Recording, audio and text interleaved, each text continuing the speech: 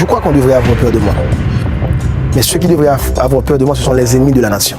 Pour mon pays, je ferai n'importe quoi. Donc il n'y a que les délinquants, il n'y a que ceux qui veulent vendre la souveraineté de mon pays qui doivent avoir peur de moi. Moi, je ne sais pas pourquoi on m'associe à Robin des Bois, mais j'aime bien. Robin combattait l'inégalité sociale et l'injustice. Et toute ma vie, moi, j'ai essayé de mener une lutte contre l'injustice sociale. Donc c'est une lutte pour une quête de justice sociale, tout comme le père fondateur de notre patrie, Jean-Jacques Dessalines. Lui, c'était un véritable Robin des Bois, je crois. Et donc c'est une histoire qui m'a toujours fasciné. J'aime bien qu'on me compare, c'est un honneur. Comme on a osé attaquer M. Aristide et les intérêts autour de M. Aristide, donc c'est normal que certains disent à la radio ou même dans des journaux assez connus que Guy Philippe c'est un scélérat, c'est un drug dealer, c'est un terroriste, c'est normal et je ne m'attendais pas à ce qu'il m'appelle Jésus-Christ et je sais que c'est comme ça. Le Tché a dû payer le prix fort et Thomas Sankara a payé le prix fort. Donc tous ceux qui essaient de mener une lutte pour une certaine justice sociale finissent par être appelés terroristes, drug dealers ou autres. On voulait une certaine justice sociale, on voulait une réconciliation nationale. Moi, je me suis mis dans la bataille pour une réconciliation nationale. Et certains croient que je suis contre la Valace. Je ne suis pas contre la Valace. Je ne suis pas du Valéry, je ne suis pas contre la Valace. Je suis pour une Haïti unie. Et je crois qu'en 2003-2004, avec le départ de M. Aristide, c'est ce qu'on allait avoir, mais malheureusement, encore une fois, la bourgeoisie corrompue, l'élite intellectuelle pourrie, excusez-moi l'expression, c'est ça, et se sont mis du côté de l'ambassade américaine. Ils ont mis sur pied une organisation bidon qui s'appelle le Conseil des Sages. Ils ont fait venir de l'étranger M. Ella Tortue qui ne connaissait rien des réalités du pays, et ils ont violé la loi, mais ils parlent tout le temps d'état de droit. Ils ont violé la constitution de notre pays, mais c'est eux et symbole de la démocratie. C'est ce qui dérange. Et malheureusement, moi, je dis toujours la vérité. Et c'est pourquoi j'aurai toujours des ennuis. Je tiens à me présenter. J'aimerais me présenter pour les sénatoriales et de cette année. Je me présenterai sûrement. Je dois vous dire que c'est pas le passé récent. Et c'est pas, je ne suis pas l'influence de ce passé récent, sinon c'est toute ma vie. Et j'ai lu La Bruyère qui a dit une fois, parfois on devrait avoir honte d'être heureux parmi tant de misère. Et ce sont ces choses-là, je crois que dès mon adolescence, ces choses-là m'ont frappé. Et j'ai voulu toujours consacrer ma vie à quelque chose qui soit plus grand que mon bonheur personnel. Donc ne vous en faites pas, je sais que c'est pas facile, je sais que c'est difficile, mais je suis prêt à faire le sacrifice ultime si c'est nécessaire. Je crois que nous autres, après 20 ans de lutte contre les Duvalier, et c'est vrai qu'on ne peut pas changer un modèle ancien du jour au lendemain, un modèle de société du jour au lendemain, mais c'est aussi vrai qu'on attend trop. Et c'est vrai que l'histoire est parfois trébuche, balbutie, mais je crois qu'il est grand temps qu'on puisse trouver notre route. Mais ce qu'on aimerait, et le grand problème, c'est que l'Amérique, surtout les États-Unis, veulent se faire passer pour un exemple. Non, l'Amérique ne peut pas être un modèle exemplaire. Aucun pays ne peut se permettre de dire qu'il est un modèle exemplaire. Il faut respecter la culture des autres. Et je suis haïtien et j'ai ma façon de vivre. Donc une démocratie qui est bonne pour les États-Unis ne veut pas dire que c'est bon. Et pour Haïti, il y a plusieurs types de démocratie. Pour eux, comme ils sont déjà assez loin, ils n'ont pas ce problème de famine et de misère et d'analphabétisation. Donc pour eux, c'est facile de dire la démocratie, et ça peut marcher. Mais et si mon peuple a faim, si le peuple ne veut pas manger, si on ne peut pas envoyer ses enfants à l'école, si on n'a pas accès aux soins de santé, comment peut-on parler de démocratie? Donc je crois que de démocratie à l'américaine.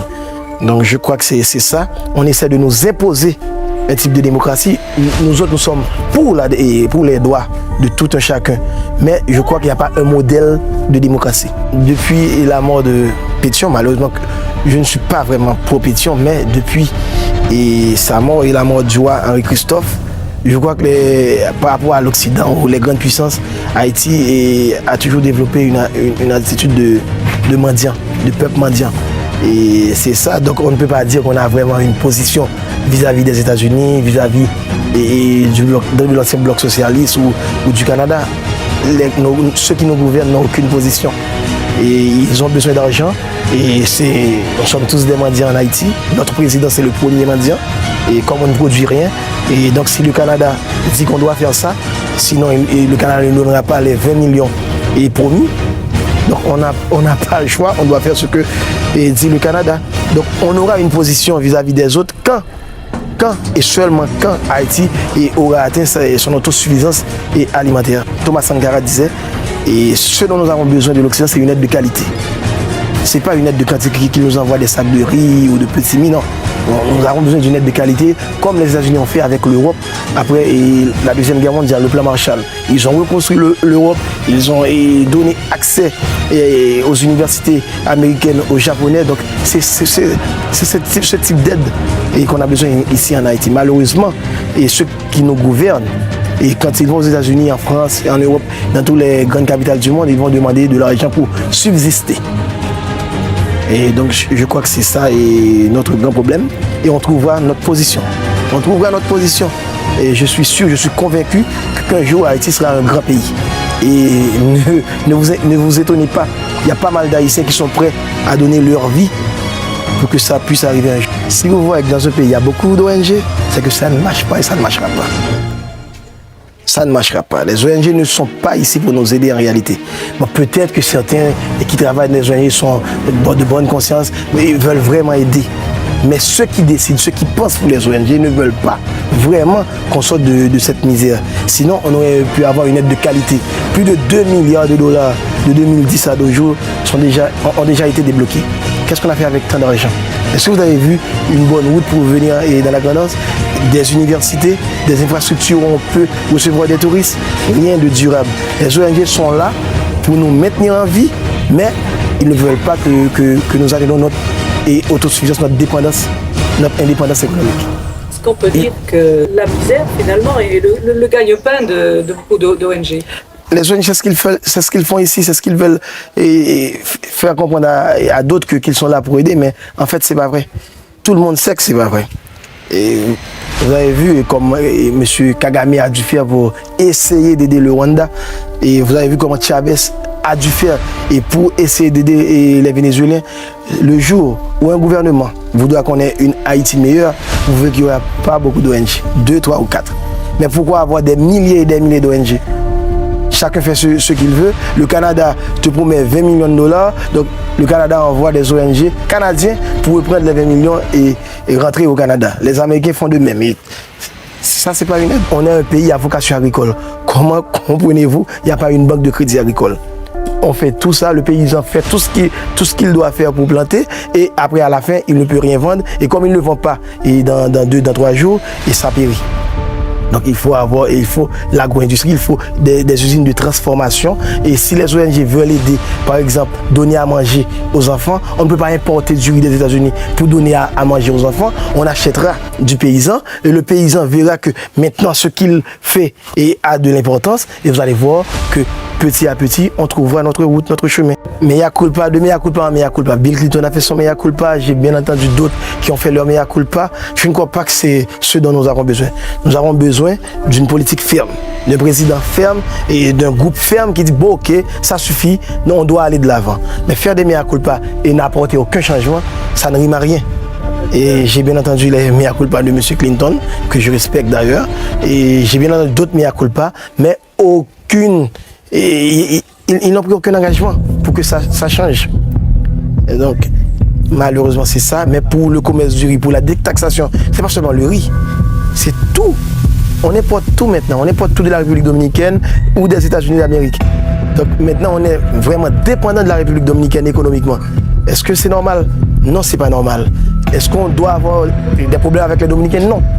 La faute n'est pas aux Dominicains. C'est nous autres Haïtiens qui devons prendre notre responsabilité. Ce sont ceux qui nous gouvernent qui doivent investir dans la production nationale. Par exemple, nous avons près de 903 000 hectares irrigables. 903 000 hectares de terres irrigables en Haïti. Et bon, cultivables. Seulement 100 000 hectares sont cultivés. Mais pourquoi? L'État, c'est le plus grand propriétaire foncier en Haïti. Mais pourquoi on ne cultive pas ces terres-là? Donc, on doit en connaître les causes, on doit chercher les causes et trouver les solutions. Je crois que si on veut, Haïti peut atteindre l'autosuffisance alimentaire en 5 ans. encore une fois, c'est l'irresponsabilité de l'État. L'État n'est pas responsable. L'État n'a jamais été responsable. Je viens de vous dire que l'État est propriétaire de plus de 30% des terres du territoire national. Mais l'État est irresponsable. Ici, il y a des lois. Il y a des lois qui disent, voilà, monsieur le maire, voilà ce que vous devez faire. C'est une question que vous auriez dû poser au maire de Bestel. Il y a les lois sont là.